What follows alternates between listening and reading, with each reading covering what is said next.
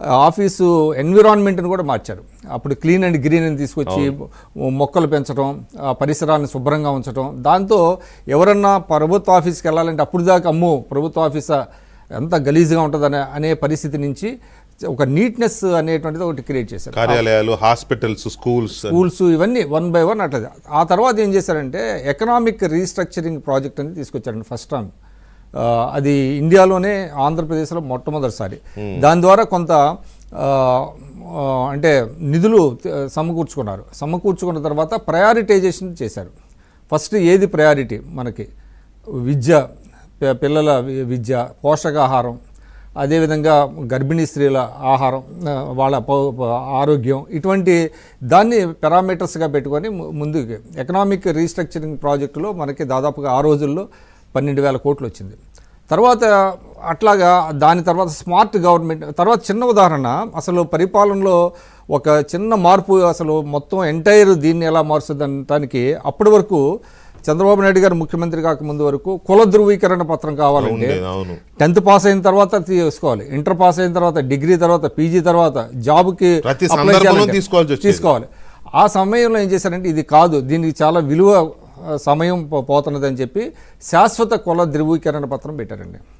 ఒక్కసారి ఎక్కడి నుంచైనా తీసుకోవచ్చు. వాళ్ళు సపోజు మీరు వరంగల్లో ఉండి హైదరాబాద్లో ఉండి వరంగల్లో తీసుకోవాల్సి వస్తుంది, కానీ ఎక్కడున్నా సరే అంటే దానికి ఏం చేశారు, చంద్రబాబు నాయుడు గారు ఫోటోలు వేయడం కానీ అట్లేం లేదు, ఫోటోలు లేవు. అంటే అప్పుడే అందుబాటులోకి వచ్చిన టెక్నాలజీని కూడా ఉపయోగించుకున్న తర్వాత ఏమైందంటే మీకు ఇక్కడ ఎంసీఆర్ హెచ్ఆర్డి ఇవాళే మీకు ఆంధ్రజ్యోతిలో ఒక ఆర్టికల్ కూడా వచ్చింది, జ్వాలా నరసింహారావు రాశాడు, మంచి ఆర్టికల్ రాశాడు ఆయన. అప్పుడు స్మార్ట్ పరిపాలన, స్మార్ట్ అంటే simple, moral, accountable, transparent, responsive, transparent.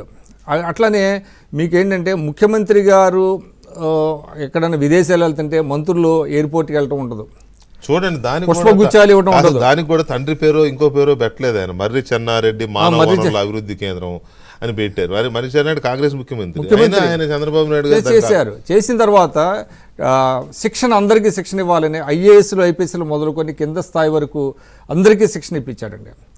శిక్షణ ఇప్పించే, ఎందుకంటే మారుతూ ఉంటాయి ఎప్పటికప్పుడు, ఏంటంటే కంప్యూటర్లో ఉపయోగం వస్తుంది, తర్వాత పరిపాలన విధానాలు మారుతున్నాయి ప్రపంచవ్యాప్తంగా, దానికి తగినట్టుగా వాళ్ళకి శిక్షణ అందించేటువంటి కార్యక్రమాలు. మొదట్లో ఇదేంటి అనుకున్నారు, తర్వాత మారింది. తర్వాత ఆయన ప్రభుత్వంలోనే కాదు పార్టీలో కూడా అందరికీ కూడా శిక్షణ ఇప్పించారు, ఎమ్మెల్యేలకి ఇప్పించారు. తర్వాత కింద స్థాయి మండలాధ్యక్షుల వరకు కూడా దాదాపు 1 year ట్రైనింగ్ ప్రోగ్రామ్స్ జరిగినాయి, 1.5 year ట్రైనింగ్ ప్రోగ్రామ్స్. బయట నుంచి రిసోర్స్ పర్సన్స్ తీసుకొచ్చారు. సో అదంతా ఒకటి. తర్వాత ఏమైందంటే మీకు ఆయన ఫస్ట్ టైము జిల్లాలో రోడ్ల వెడల్పు కార్యక్రమం పెట్టారండి. ఫస్ట్ చాలామంది భయపెట్టారు పార్టీ వాళ్ళు కూడా, రోడ్లు అంటే ఇళ్ళు పోతా ఉంటాయి, మీకు ఓట్లు ఇళ్ళు చిన్న, కానీ దానివల్ల చాలా అద్భుతమైనటువంటి రెస్పాన్స్ వచ్చింది. ఫస్ట్ టైం చంద్రబాబు నాయుడు గారు బైపాస్ రోడ్లు వేయటం అనేది ఆయన పరిపాలన మొదలైంది. అట్లాగా ఒక్కొక్కటి ఆయన అన్ని మార్చుకుంటూ వచ్చి, not only in the state, national లెవెల్లో కూడా ఆయన ప్రధానమంత్రిని ఒప్పించి, అంటే అదృష్టవశాత్తు ఏమైందంటే తెలుగుదేశం అంటే బలం మీద ఆ ప్రభుత్వం, వాజ్పేయి గారి ప్రభుత్వం ఆధారపడటం వల్ల బయట నుంచి సపోర్ట్ ఇస్తే అప్పుడు 29 మంది ఎంపీలు ఉన్న టైంలో మనకి రాష్ట్రానికి ఎన్నో తెచ్చుకోగలిగటం అనేటువంటిది జరిగింది. తెచ్చుకోవడానికి కూడా చాలా ఫలప్రదమైంది. తర్వాత ఒక్కటి చెప్పి వస్తాను, ఇందాక పట్టాభి గారు చెప్పినట్టుగా చంద్రబాబు నాయుడు గారు ఇల్లు మీకు తెలుసు కదా, జూబ్లీ చెక్ పోస్ట్ అక్కడ ఉండేవారు కదా. ఆయన 8:20కి బయలుదేరేవారు, 8:30 కల్లా ఎన్టీఆర్ భవన్కి వచ్చేవారు.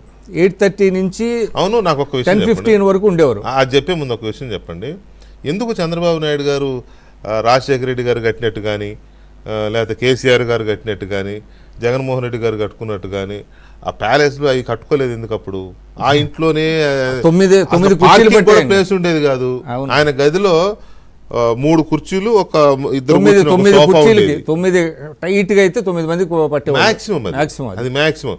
వెయిటింగ్ హాల్ కూడా అంతే ఉండేది పక్కన. మీకు ప్రెస్ కాన్ఫరెన్స్ కూడా అక్కడే పెట్టేవారు, ప్రెస్ కాన్ఫరెన్స్ కూడా 10 మంది పెట్టే దగ్గరే. అక్కడ 8:30కి వచ్చేవారండి పార్టీ ఆఫీస్కి. 8:30కి వస్తే అక్కడ పబ్లిక్ వచ్చేవాళ్ళు, నాయకులు వచ్చేవాళ్ళు. కాబట్టి 8:30 నుంచి 10:15 వరకు ఉండేవాళ్ళు. 10:15కి మళ్ళీ సెక్రటేరియట్కి వెళ్ళిపోయేవారు. మళ్ళీ సెక్రటేరియట్లో అక్కడ పనులు ముగించుకొని మళ్ళీ రిటర్న్ కొన్ని సందర్భాల్లో 7ంటికి వచ్చేవాళ్ళు, ఒక్కోసారి 9-10 కూడా అయ్యేది కదా. 9-10 అయ్యేది. వచ్చి మళ్ళీ అక్కడ అందరితో మీట్ అయ్యి అందరినీ కలవటం, జిల్లాల నుంచి వచ్చిన వాళ్ళు కలవటం, పబ్లిక్ని కలవటం. ఒక్క రోజులో నేను అనుకోవటం దాదాపు ఒక 1000 మందిని కలిసేవాళ్ళు ఆయన. అన్ని ఈ పాయింట్ గుర్తుపెట్టుకోండి, మళ్ళీ మాట్లాడదాం. ఇదే పాయింట్ పొద్దున్నే ఎన్ని గంటలకి అక్కడికి వెళ్ళి ఇది అంతుంది కదా, అదే మళ్ళీ మాట్లాడదాం.